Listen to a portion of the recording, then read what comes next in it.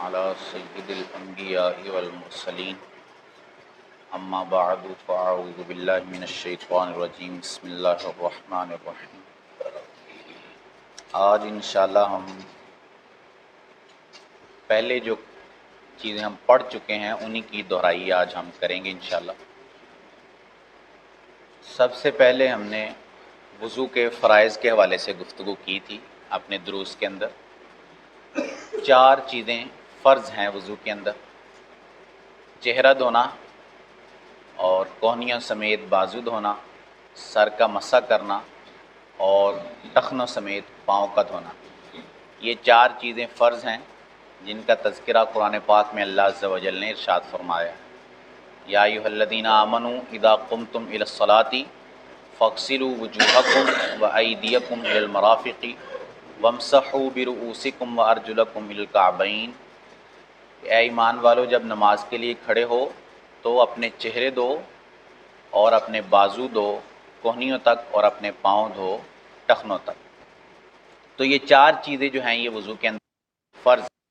چہرے کی حادیہ ہوتی ہے، چہرہ کہتے ہیں کہ جہاں سے عادتاً بال اگنا شروع ہوتے ہیں بندے کے، وہاں سے لے کر ٹھوڑی کے نیچے تک چہرہ ہے لمبائی کی، اور چوڑائی کی حادیہ ہوتی ہے کہ یہ کان کی لو سے لے کر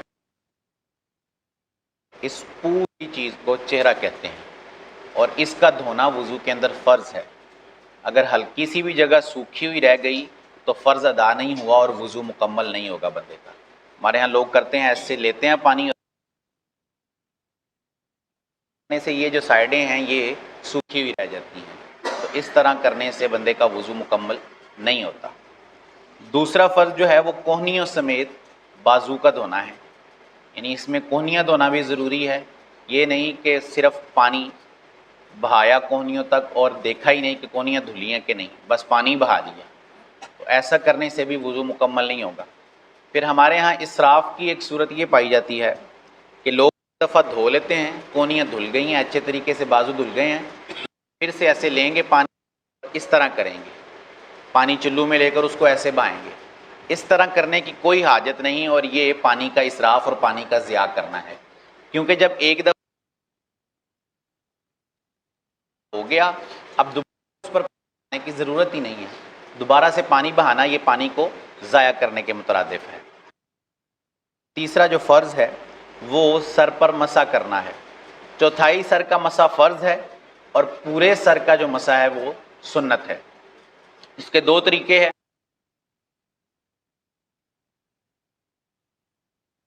ایسے جو طرف لائیں، پھر اس انگلی کا خلال کریں، چھوٹی انگلی سے سوراخ کا خلال کریں کے ساتھ پیچھے کانوں کے پیچھے سے مسح کریں، یہ طریقہ ہے۔ اور دوسرا طریقہ ہے، اور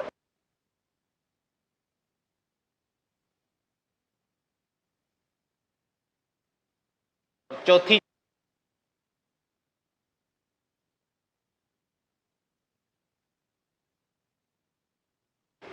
گٹا پنجابی میں شاید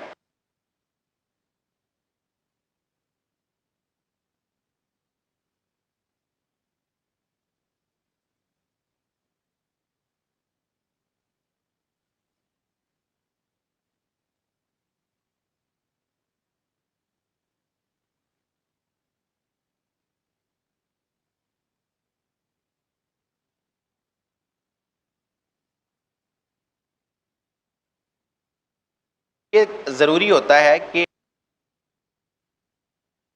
چونکہ بند ہوتی ہیں تو اوپر سے پانی گزار دینے سے انگلیوں کے اندر پانی نہیں جاتا، اس لیے اس کے پانی پہنچانا ضروری ہے تاکہ کوئی بھی جگہ سوکھی ہوئی نہ رہ جائے، کیونکہ یہ واضح ہے کہ جہاں جگہ سوکھی ہوئی رہ گئی ان فرض چیزوں کے اندر تو وہاں پر بندے کا وضو کامل نہیں ہوگا، اور وضو ہی کامل نہیں ہوگا تو بندہ نماز کیسے پڑھے گا۔ یہ وضو کے 4 فرائض ہیں۔ اس کے بعد غسل کے فرائض ہیں۔ غسل کے 3 فرض ہیں، 3 چیزیں ضروری ہیں غسل کے اندر: کلی کرنا، ناک میں پانی چڑھانا اور سارے بدن پر ایک دفعہ پانی بہا دینا۔ یہ غسل کے اندر ضروری چیزیں ہیں۔ کلی اس طرح کرنی ہے کہ گلے تک پانی پہنچ جائے. کلی یہ نہیں کہ ہلکا لیا اور باہر پھینک دیا، اس کو کلی نہیں کہتے. کلی یہ ہے کہ پانی منہ میں لے اور اس کو گھمائے اچھے طریقے سے تاکہ منہ کے ہر حصے تک اندر پانی پہنچے اور گلے تک بھی پانی پہنچائے.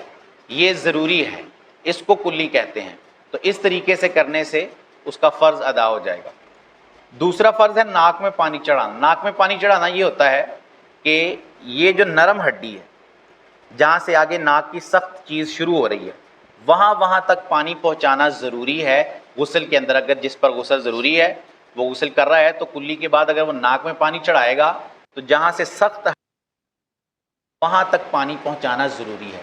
اس کا طریقہ یہ ہے کہ چلو میں پانی لے کر اس کو ایسے رکھ کر اوپر کی طرف کھینچیں، ناک کے ذریعے سے اوپر کی طرف کھینچیں، پانی جو ہے وہ اندر پہنچ جائے گا. اس طرح فرض جو ہے وہ ادا ہو جائے گا.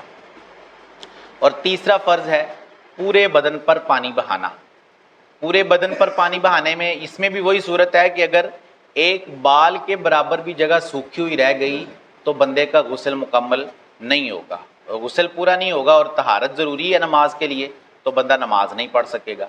اور اب خاص غسل کے اندر ان چیزوں کی جو ہے وہ احتیاط کرنی چاہیے جو بند ہوتی ہیں، جیسے بغلیں ہیں اور گھٹنوں کے نیچے والا حصہ ہے، اس طرح یہ انگلیوں کے اندر والے حصے ہیں.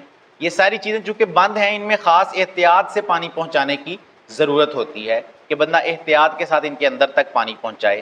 اس طرح جو ہے وہ اس کا غسل پورا ہو جائے گا. تو یہ غسل کے 3 فرائض ہمارے پورے ہو گئے. اس کے بعد ہم نے نماز کی شرائط پڑھی تھی. نماز کی 6 شرطیں ہیں، مطلب بندے نے نماز کے لیے کھڑا ہونا ہے، نماز شروع کرنی ہے، اس سے پہلے 6 چیزوں کا پایا جانا ضروری ہے. 6 چیزیں پائی جائیں گی تو پھر بندہ نماز شروع کر سکے گا. سب سے پہلی اس کے اندر وہی طہارت ہے، یعنی پاکیزہ ہونا، پاک ہونا. طہارت کے اندر تینوں چیزیں آتی ہیں، بندے کے کپڑے بھی پاک ہوں، بدن بھی پاک ہو، اور جس جگہ نماز پڑھنی ہے وہ جگہ بھی پاک ہو. یہ طہارت سب سے پہلی شرط ہے نماز پڑھنے کے لیے. اس کے بعد ہے ستر عورت. ستر عورت کہتے ہیں کپڑے پہننا. ویسے جو بدن چھپانا آدمی پر ضروری ہے وہ ناف کے نیچے سے لے کر گھٹنوں کے نیچے تک، گھٹنے بھی ستر کے اندر شامل ہیں. ہمارے ہاں لوگ چھوٹے چھوٹے جو ہے وہ ٹراؤزر پہن کر آ جاتے ہیں نماز پڑھنے کے لیے اور گھٹنے نظر آ رہے ہوتے ہیں. اس طرح کا ٹراؤزر پہن کر نماز پڑھنا کہ جس میں گھٹنے نظر آ رہے ہوں، بندے کی نماز نہیں ہوتی، کیونکہ نماز کے اندر گھٹنوں کو چھپانا ضروری ہے، وہ ستر کے اندر شامل ہے بندے کے. اگر نہیں چھپائے گا تو اس طرح اس کی نماز نہیں ہوگی. تو دوسری شرط ہو گئی ستر عورت، یعنی اپنے جسم کو چھپانا. اور تیسری شرط ہے استقبال قبلہ. استقبال قبلہ کہتے ہیں قبلے کی جانب منہ کر کے نماز پڑھنا. قبلے کی جانب ہونا بندے کے لیے ضروری ہے، اگر قبلے کی جانب نہیں ہوگا تو اس کی نماز نہیں ہوگی. اس کے بعد ہے وقت. وقت ایک شرط ہے. وقت یعنی جو نماز پڑھنی ہے اس نماز کا وقت پایا جانا بھی ضروری ہے. ظہر پڑھنی ہے تو وہ ظہر کے وقت میں ہی ادا ہوگی، عصر پڑھنی ہے تو وہ عصر کے وقت میں ادا ہوگی. ظہر کو عصر کے وقت میں ادا نہیں کر سکتے آپ، بلکہ وہ قضا کر کے آپ پڑھیں گے. اسی طرح عصر کو ظہر کے وقت میں نہیں ادا کر سکتے. تو یہ وقت بھی جو ہے ایک شرط ہے نماز کی. 5ویں شرط ہے نیت. نیت کا پایا جانا. نیت دل کے ارادے کو کہتے ہیں. ہم جو آ کر نیت کرتے ہیں کہ 4 رکعت نماز ظہر، 3 رکعت نماز مغرب، سارے الفاظ کہہ لینا درست ہے، نہیں کہتا تب بھی اس کی نیت پوری ہو جائے گی، کیونکہ نیت دل کے ارادے کا نام ہے. میں آپ نے جو ہے وہ نیت کی ہے کہ میں ظہر پڑھنے آیا ہوں تو آپ ظہر پڑھیں اور ڈائریکٹ آ کر نیت اپنا نماز دہرانے کی حاجت نہیں ہے. اس کی ایک یہ دلیل ہے کہ بندہ گھر سے ظہر پڑھنے آیا، نیت کر رہا تھا، الفاظ پڑھ رہا تھا نیت والے، اس کے منہ سے نکل گیا عصر، 4 رکعت نماز عصر، حالانکہ پڑھنے وہ ظہر آیا تھا، تو اس کی ظہر ہی ہوگی. یہ نہیں کہ اس کے منہ سے چونکہ عصر نکل گیا تو اس کی عصر ہو گئی، کیونکہ وہ پڑھنے گھر سے ظہر ہی آیا تھا، اس کے دل میں جو ارادہ تھا وہ ظہر کا تھا. تو اس لیے دل کے ارادے کا نام نیت ہوتا ہے. تو یہ بھی ایک شرط ہے نماز کے لیے. اور آخری شرط، چھٹی شرط جو ہے نماز کے لیے وہ تکبیر تحریمہ ہے. تکبیر تحریمہ ہوتی ہے جو نماز شروع کرنے کے لیے ہم اللہ اکبر تکبیر کہتے ہیں، سب سے پہلی تکبیر، اس کو تکبیر تحریمہ کہتے ہیں. تحریمہ اس لیے کہتے ہیں کہ اس تکبیر کے بعد جو چیزیں پہلے بندے کے لیے حلال ہوتی ہیں وہ بعد میں حرام ہو جاتی ہیں، وہ حرام کر دیتی ہے۔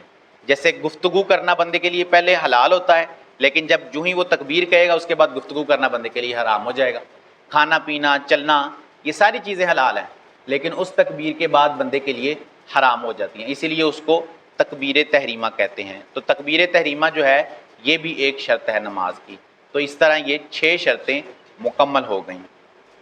بقیہ انشاءاللہ اگلے ہفتے ہم دہرائی کرنے کی کوشش کریں گے جو چیزیں رہ گئیں۔ جی، یہ عمل کثیر ہے، یعنی اگر کسی کا موبائل بج رہا ہے، اس نے جیب سے نکالا، دیکھا، بند کیا، پھر جیب میں رکھ لیا، اس طرح کرنے سے اس کی نماز ٹوٹ جائے گی ادھر ہی، کیونکہ عمل کثیر پایا گیا یہاں۔ عمل کثیر کہتے ہیں کہ ایسا عمل کرنا کہ اگر کوئی بندہ آپ کو دیکھے تو اس کو یقین ہو جائے کہ یہ بندہ نماز نہیں پڑھ رہا۔ تو اس طرح اگر کوئی کرے گا تو صاف واضح ہو جائے گا، دور سے نہیں پتہ لگے گا کہ نماز، تو اس طرح کرنے سے اس کی نماز ادھر ہی ٹوٹ جائے گی۔ اس کو عمل کثیر کہتے ہیں۔ عمل کثیر کرنے سے نماز بندے کی ٹوٹ جاتی ہے۔ اور کوئی سوال اگر کرنا چاہیں؟ تو تیسرا بدن پہ پانی بہانا،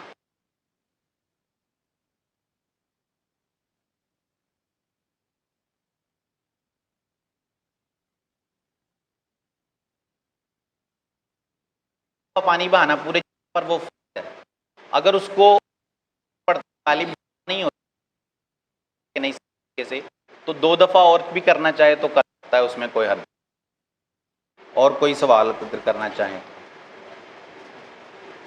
الصلاۃ والسلام علیک یا سیدی یا رسول اللہ وعلی آلک واصحابک یا سیدی یا حبیب اللہ۔